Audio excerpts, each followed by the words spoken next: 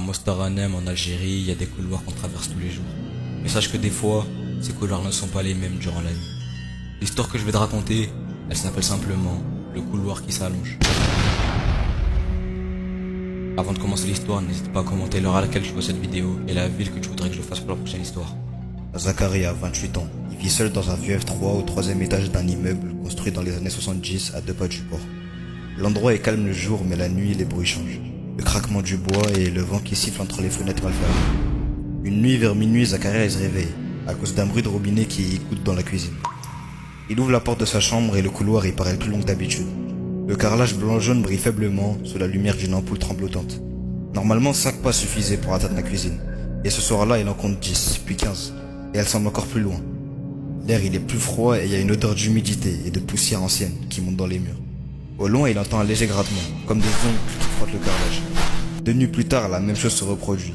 Mais cette fois, les murs paraissent plus proches, comme s'ils seraient serrés entre eux.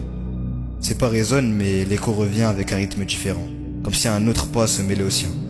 Zachary il s'arrête net, et l'écho il s'arrête aussi. Il repart lentement, et l'écho il repart, mais avec un pas de plus lourd, plus proche à chaque fois. Il se retourne, et l'entrée de sa chambre, elle est loin, noyée dans l'ombre. L'ampoule au bout du couloir grésille, puis elle s'éteint et elle se rallume, coup par coup. Pendant un de ses flashs, il distingue une silhouette, collée au mur du fond, immobile, grande, la tête baissée. Il cligne des yeux et plus rien.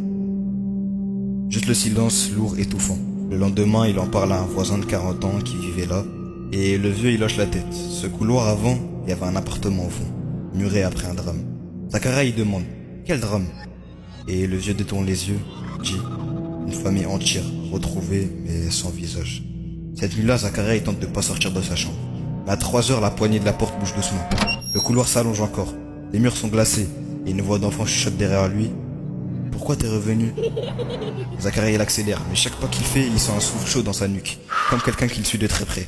Et quand il se retourne, à moins d'1 mètre, un visage lisse, 2 creux noirs à la place des yeux, puis la lumière s'éteint, et une main glacée se pose sur son épaule.